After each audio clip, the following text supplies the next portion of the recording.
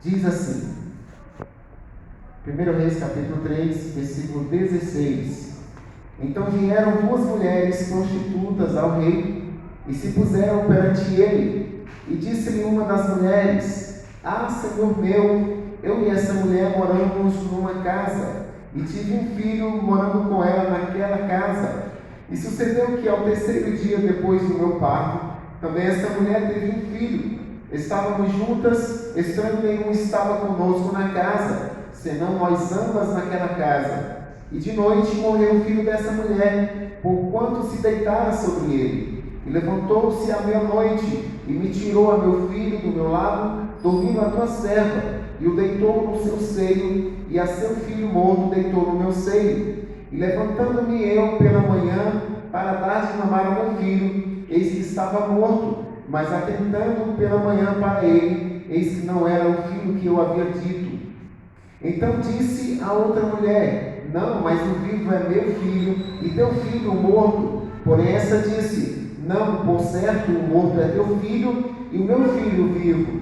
Assim falaram perante o rei. Então disse o rei: Esta diz: Este que vive é meu filho, e teu filho morto. E esta outra diz: Não, por certo o morto é teu filho, e meu filho vivo. Disse mais o rei: Trazei-me uma espada. E trouxeram uma espada diante do rei. E disse o rei: Dividi em duas partes o menino vivo, e dai metade a uma e metade a outra. Mas a mulher cujo filho era o vivo falou ao rei, porque o seu coração se lhe enterneceu por seu filho, e disse: Ah, senhor meu, dai o menino vivo, e por modo nenhum mateis. Porém a outra dizia: Nem teu nem meu seja, deixa, dividiu antes. Então respondeu o rei e disse: Dai a essa o menino vivo, e de maneira nenhuma o mateis, porque esta é sua mãe.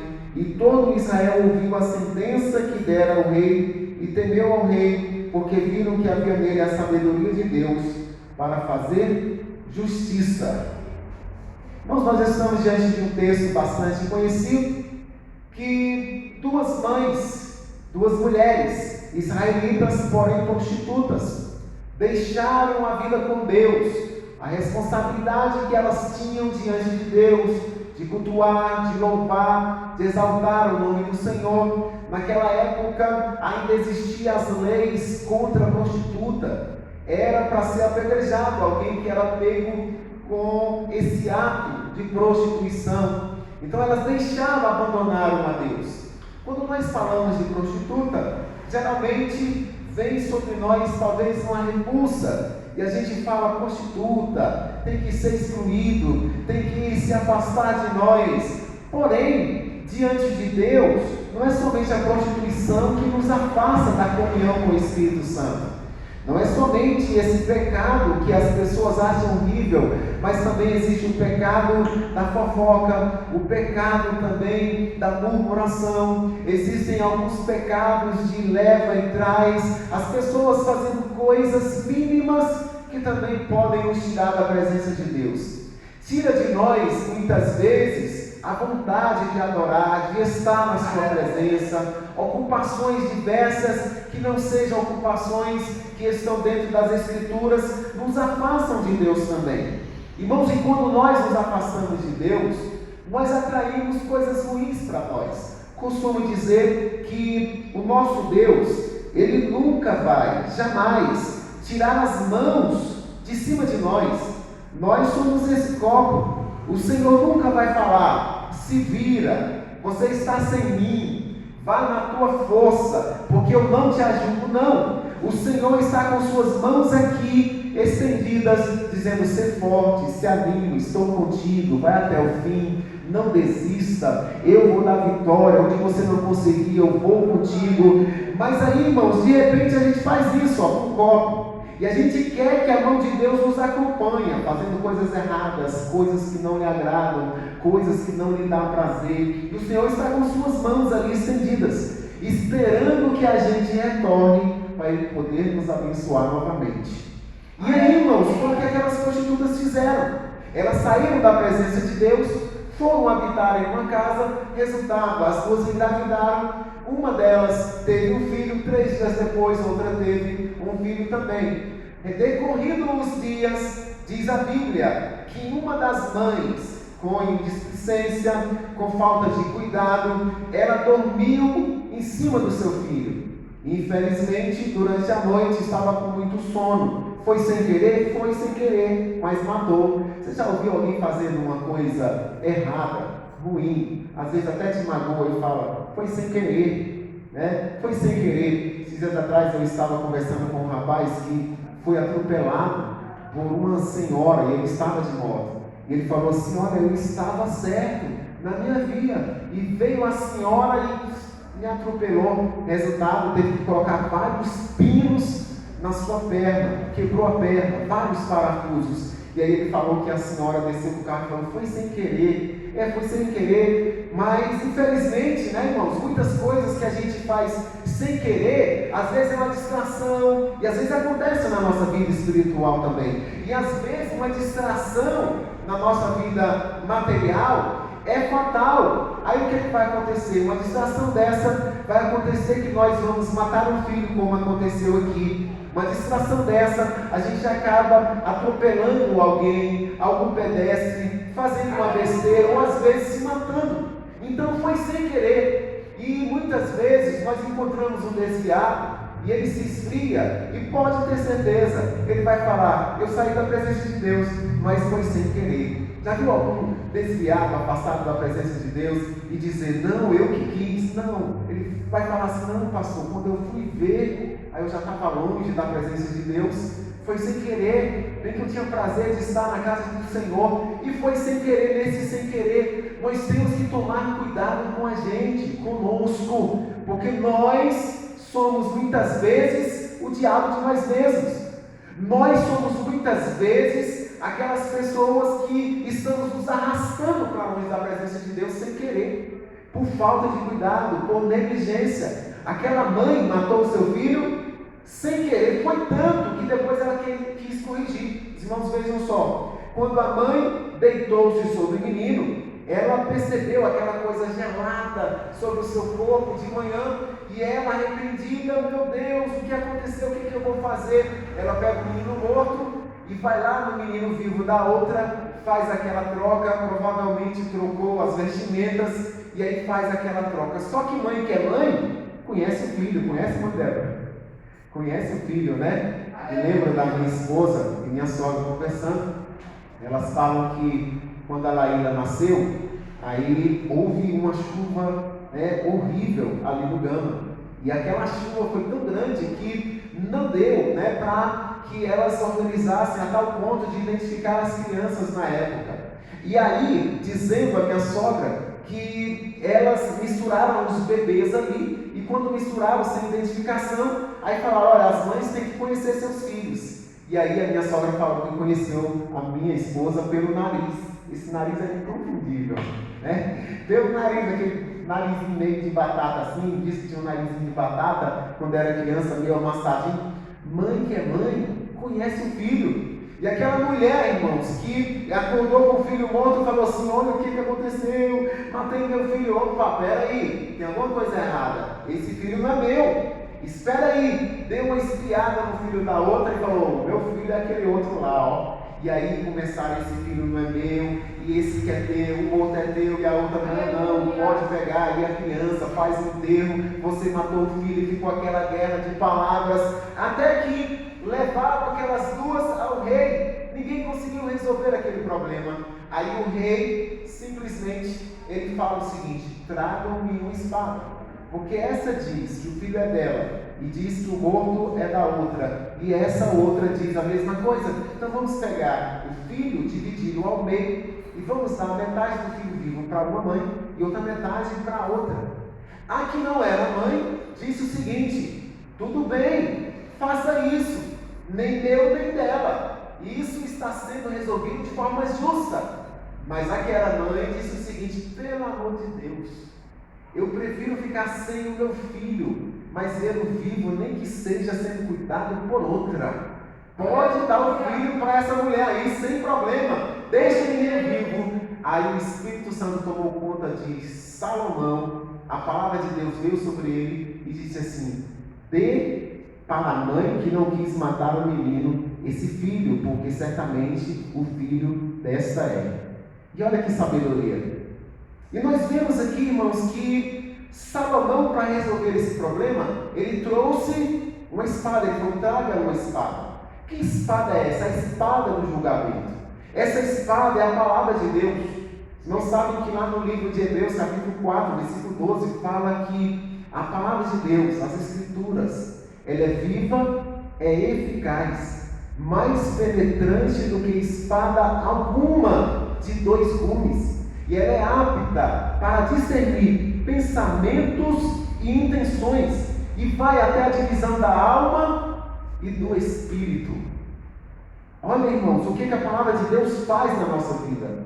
Onde o pastor não consegue ir, a palavra de Deus consegue. Onde seu namorado não consegue ir, o namorado chega nas emoções, né? A palavra de Deus vai até a divisão da alma, do espírito, juntas, em medulas. A palavra de Deus faz isso. A palavra de Deus, ela julga, ela traz o julgamento, ela traz a verdade à tona. É assim que funciona. E eu gostaria de trazer, baseado nesses acontecimentos, algumas coisas para as nossas vidas. Nós sempre temos bebês, no sentido figurado. A Bíblia fala, irmãos, que o diabo veio para matar, para roubar e para destruir. Quando eu falo que nós temos sempre bebês, eu estou falando de uma criança, mas eu estou falando de bebês que nós temos, que Deus nos entregou, que exigem cuidados também, que a gente perde fácil demais. A gente pode perder por falta de cuidado, sem querer, a gente pode perder com boas intenções, a gente pode tentar conseguir dos outros para substituir o que a gente perdeu, mas a gente não consegue, porque o que é teu, ninguém pode tomar. O que é teu não é para mim, o que é meu não é para você também, mas o diabo anda ao derredor. 1 Pedro capítulo 5, versículo 8, o diabo anda ao nosso derredor, bramando como um leão, procurando a quem ele possa tragar. O diabo quer tragar não somente as nossas vidas, mas tragar os bebês, as bênçãos que Deus nos entregou. O diabo quer nos tomar, seja por falta de cuidado, seja por indisplicência, negligência, seja por uma ação que nós realizamos na nossa vida que não foi muito boa, mas o diabo quer nos tomar aquilo que Deus nos deu. E a primeira coisa que o diabo quer nos tomar é a nossa salvação. Irmãos, a salvação Deus comprou lá na cruz do Calvário. A salvação Deus comprou e Ele nos entregou a salvação. O diabo quer nos tomar a salvação, quer fazer a gente perder a salvação. Irmãos, se o diabo nos tomar a salvação, não vai servir de nada para ele, vai? De nada. Mas o diabo, a Bíblia fala que o inferno é para o diabo e os seus anjos. O diabo não quer ir para o inferno sozinho, ele quer te tomar a salvação.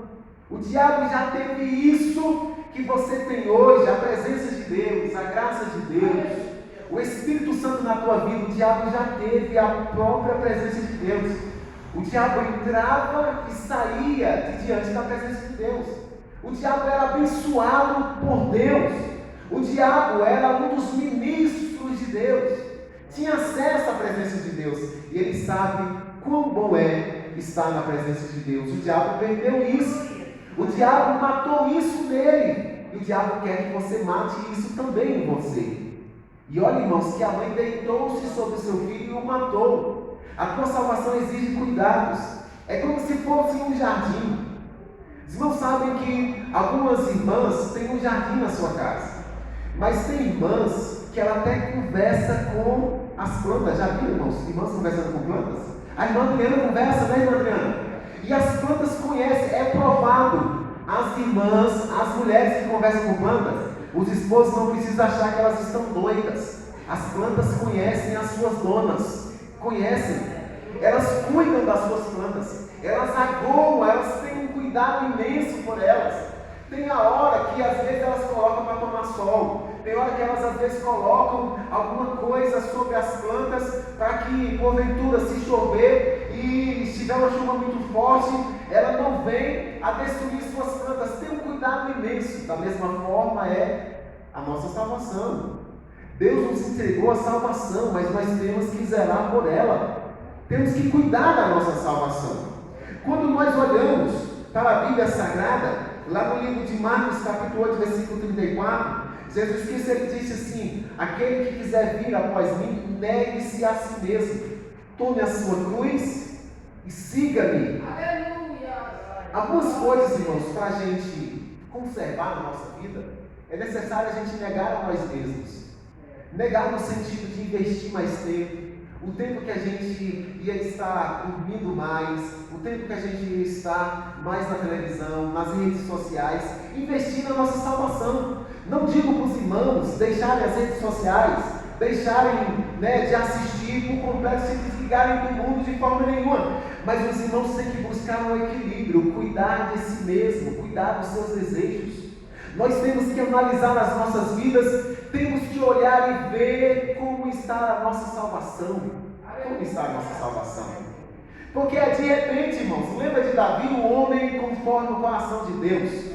Diz a Bíblia que no ano em que os reis saíam para a guerra, o bonitão, ao invés de ir guerrear, que ele dava exemplo, quando Davi estava na guerra, ele animava seus soldados, porque era um guerreiro, desde a sua mocidade, matador de leão, matador de urso, matador de gigante. Quando ele chegava, os soldados se animavam, mas ele falou assim: eu não vou guerrear, vou ficar no palácio, vou desfrutar um pouco mais do que eu tenho, do que eu conquistei. Na hora de estar guerreando, ele estava lá, irmãos, no bem e no melhor.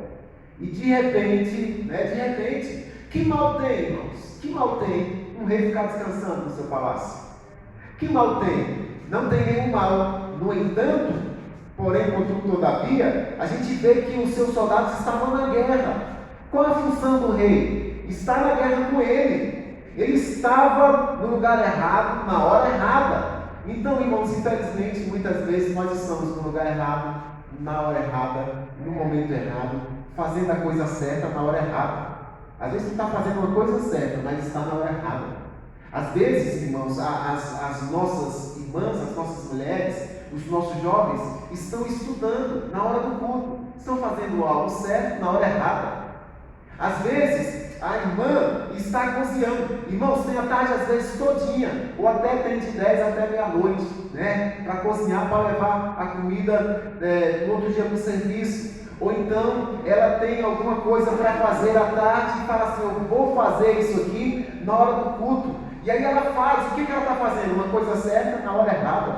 E com isso, irmãos, às vezes pode o diabo arrumar uma brecha e nos embaraçar. Existem coisas que não é pecado na nossa vida, mas nos embaraçam. Os irmãos lembram lá no livro de Hebreus, capítulo 12, que fala que nós temos que tomar cuidado para que nós não venhamos nos embaraçar com coisas dessa vida.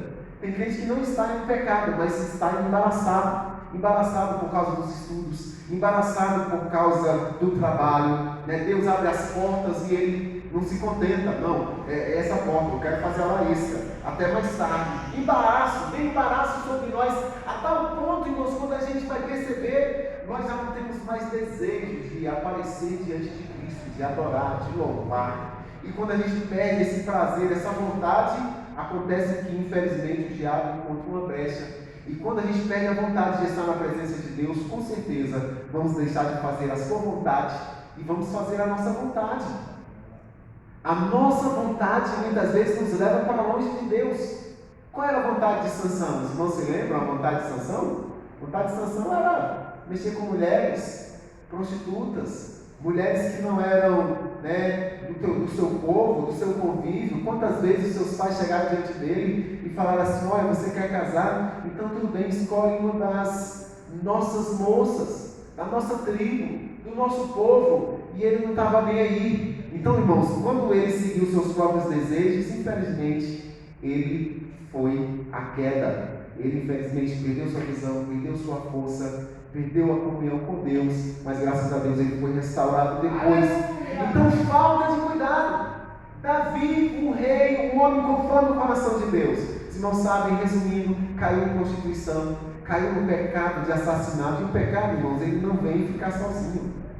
A Bíblia fala que um abismo chama outro abismo no meio das suas catacumbas. Irmão, já viram um abismo de água rolando? Esses dias atrás eu estava vendo na internet que me mandaram um monte de água assim, jorrando. Aí a água encontrava outro buraco maior e jorrava e ia cavando outra, a força da água ia cavando mais. E era uma coisa linda, porém era um abismo que estava prenunciando que vinha outro abismo. E da mesma forma, quando nós nos distanciamos de Deus, a gente tem que cuidar da nossa salvação. Cuide da tua salvação. Muitos irmãos estão deixando de orar, de consagrar, coisas simples, né? Coisas simples. Muitos estão deixando a escola dominical, deixando de congregar, né? Irmãos, tudo aquilo que a Bíblia fala para nós fazermos, nós temos que fazer. Às vezes a Bíblia não fala certas coisas, mas subentende-se do versículo. Por exemplo, Hebreus capítulo 10, versículo 25, que fala assim: não deixeis as vossas congregações como é o costume de muitos. Quando a gente deixa a nossa congregação, a gente está em pecado ou não? Me responda.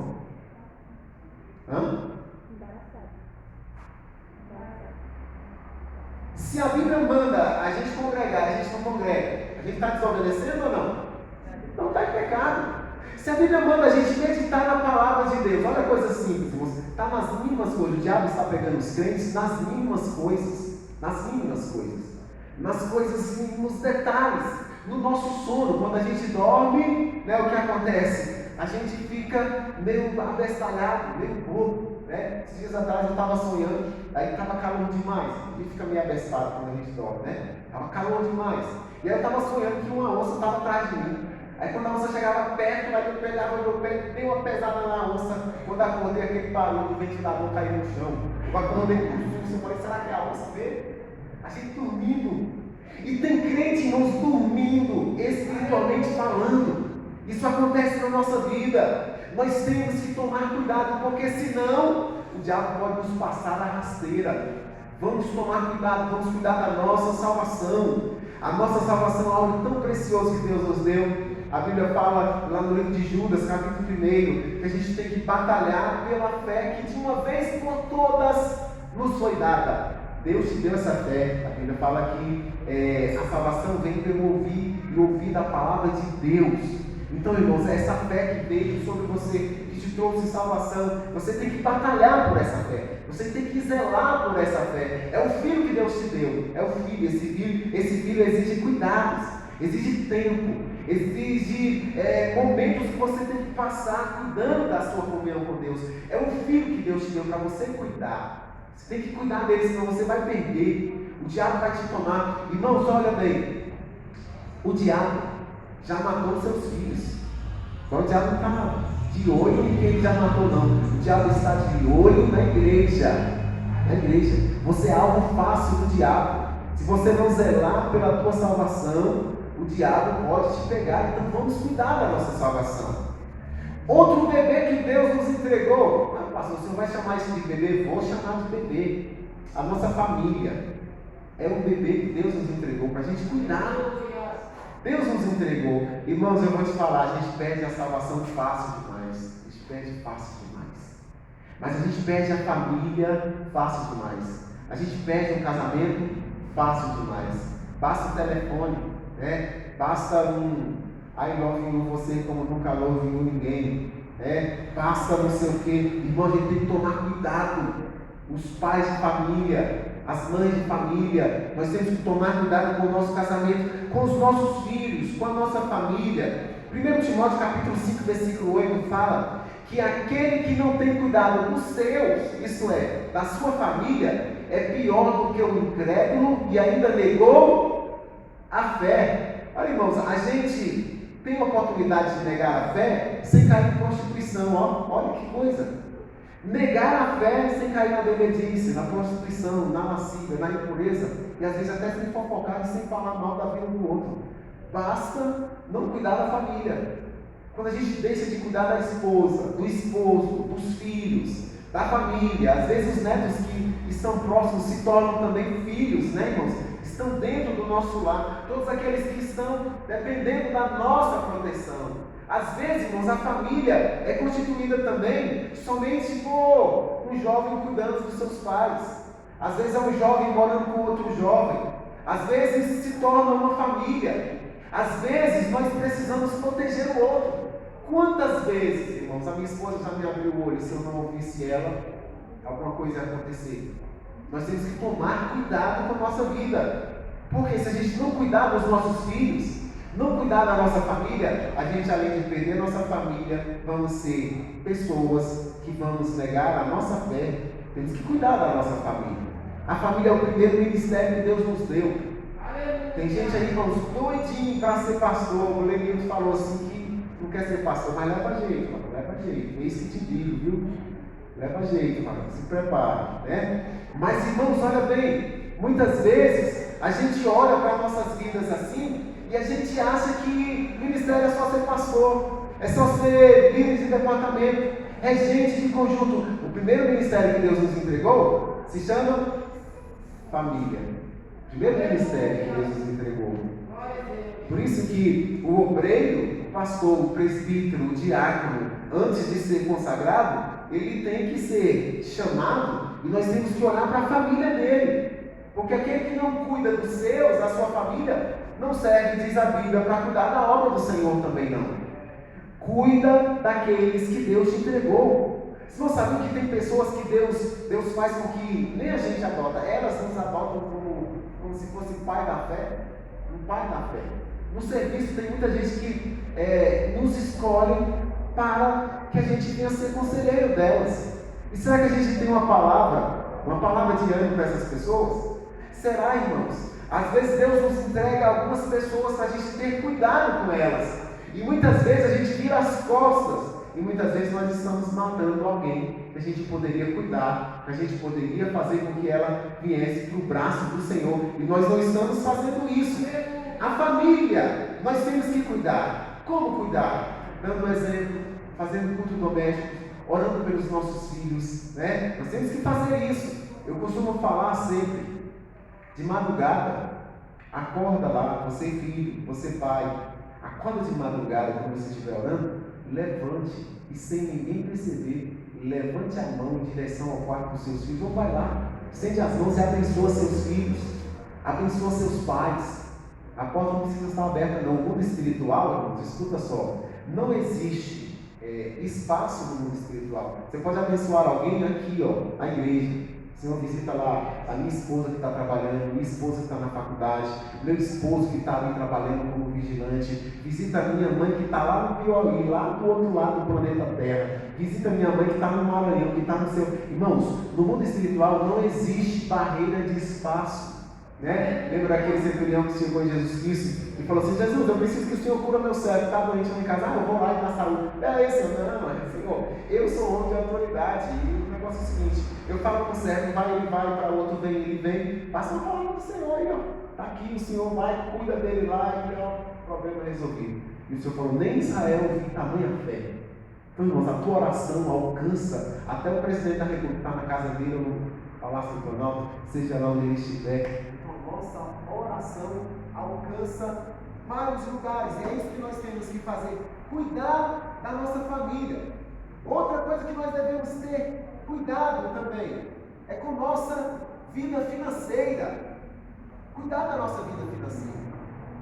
Irmãos, olha bem, se eu ganho R$1.000, eu não posso gastar 1.200.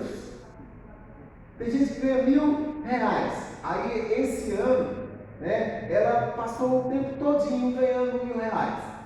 E aí, no caso, no primeiro mês que ela recebe os R$1.000, ela deve 1.200. Aí no mês seguinte, ela deve 1.400. Vai aumentando a dívida. Aí, irmãos, olha, daqui a pouco vira uma bola de neve. Tem um famoso cartão de crédito. Irmãos, cartão de crédito não é dinheiro. Cartão de crédito é dívida. Você está comprando dívida. Está comprando. Se você está usando cartão de crédito, você está comprando dívida. É isso que você está fazendo. Se você não sabe usar cartão de crédito, dá uma quebradinha nele. A minha esposa já quebrou uns 4, 5 lá em casa. Eu falei: ó, você não sabe usar, então vamos dar uma quebradinha. Ela falou: não, vamos quebrar mesmo, porque o negócio está sério. E ela concordou e a gente quebrou. Porque às vezes não sabe usar. Irmãos, nós temos que cuidar da nossa vida financeira também. Ah, pastor, o senhor sabe que nós ganhamos tão pouco, de vez em quando a gente avança realmente. Cuidado. Se você avança, daqui a pouco vai acontecer que você está devendo 10 mil reais, devendo 1.000, e você vai recorrer a quem? Então a gente tem que tomar cuidado. Prosperidade na Bíblia, ela tem um tripé. Em primeiro lugar, trabalho, boa administração e a pessoa ser dizimista, né? Se a pessoa dizima e não administra bem, o que acontece? Não adianta nada, a vida financeira vai à falência de qualquer forma. Mas se a pessoa, irmãos, no caso, ela for uma pessoa que ela trabalha e ela administra bem e não dizima, alguma coisa está errada na vida dela, tem uma brecha que o diabo atingir. Então nós temos que tomar cuidado com a nossa vida financeira. Tinha outras coisas para a gente falar aqui, mas o tempo acabou. A vida financeira Deus nos entregou para a gente administrar. Tem gente que fala: Senhor, abençoa a minha vida financeira, Senhor, tenha misericórdia de mim, multiplique, estica, espicha esse dinheiro. Deus vai fazer isso, irmão? Tu não aprende a administrar o que você ganha não para ver, né? Outra coisa que eu poderia falar é sobre nossa saúde. A saúde é um bem que Deus nos deu. Se não saber que a gente pode, irmãos, perder a saúde por qualquer besteira, né? Um pedaço de bolo desse tamanho enche nossa barriga, a gente come uma tora desse tamanho. Um prato de comida cheio desse tamanho já enche nossa barriga. Os nutricionistas, eles chegam a dizer que a maioria das pessoas aí, com 400 gramas de comida, já está totalmente satisfeito, mas a gente se contenta com 2 quilos. E aí? Irmão, nós temos que tomar cuidado. Eu falo isso, irmãos, quando eu era jovem, eu comia que feito uma bestalhada, misericórdia. Mas a gente tem que tomar cuidado. Os adolescentes comem um pouco mais, né? A gente tem que deixar eles. Mas quando a gente chega numa idade assim, esses dias atrás, teve um rapaz que chegou lá e falou assim: olha, eu estou com triglicerídeo lá em cima, eu estou quase diabético, eu vou cuidar da minha saúde. Eu falei: opa, então cuida enquanto é tempo, porque senão, se vier a diabetes, aí infelizmente você vai ficar naquele grupo que você de forma nenhuma vai ter mais sossego. Só Deus pode entrar na sua vida para te curar, para te dar sabedoria, para fazer alguma coisa, para que você venha cuidar da sua saúde. Fazer exercício físico, né? Cuidar da nossa vida. Ah, mas eu sou crente, o sangue de Jesus tem poder, eu não posso. A Bíblia fala assim, que o exercício corporal para pouco aproveita. Eu quero aproveitar esse pouco. Esses dias atrás, o pastor José Antônio tinha falado, estava na academia. Eu falei: rapaz, por isso que eu não musculo de jeito. Vê a tora de braço que está ali. Se precisar de segurança, é só colocar ele lá. A gente tem que fazer isso. Dá uma corridinha. Não só para a pandemia, pastor não sei o que, pega uma cadeirinha dentro de casa, levanta e senta umas 100 vezes, né? Deita e levanta umas 50, faz assim, né? Você vai, pega algum peso, coloca aí, vai levantando igual uma bestada dentro de casa. Aí assim, irmão, é assim, mas está fazendo exercício com os 2 braços. Irmãos, a gente tem que cuidar da nossa saúde. Mas pastor, eu já trabalho tanto. Não, mas a gente tem que ter um tempo só para a gente, só para nós mesmos.